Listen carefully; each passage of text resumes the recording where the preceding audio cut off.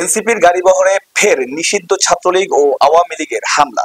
রণক্ষেত্র গোপালগঞ্জের সমাবেশ শেষে ফিরে আসার পথে সড়ক অবরোধ করে জাতীয় নাগরিক পার্টির গাড়িবহরে হামলা চালিয়েছে আওয়ামী লীগ ও নিষিদ্ধ ঘোষিত ছাত্রলীগের নেতাকর্মীরা। এতে রণক্ষেত্রে পরিণত হয়েছে গোপালগঞ্জ শহর। পরিস্থিতি নিয়ন্ত্রণে আনতে গোপালগঞ্জের 144 ধারা জারি করেছে প্রশাসন। বুধবার বিকেলে 3টার দিকে জেলা শহরের লঞ্চ ঘাট এলাকায় এই ঘটনা ঘটে। পরিস্থিতি নিয়ন্ত্রণে আনতে গেলে পুলিশের সঙ্গে সংঘর্ষে জড়িয়ে পড়ে আওয়ামী লীগ ছাত্রলীগ। আইন শৃঙ্খলা বাহিনী ফাঁকা গুলি ছুড়ে পরিস্থিতি নিয়ন্ত্রণে আনার চেষ্টা করে। এই পর্যন্ত পুলিশের গুলিতে 3 জন নিহত হওয়ার খবর পাওয়া গেলেও এ বিষয়ে পুলিশ কোনো সত্যতা প্রকাশ করেনি। সারা শহরে সংঘর্ষ ছড়িয়ে পড়েছে।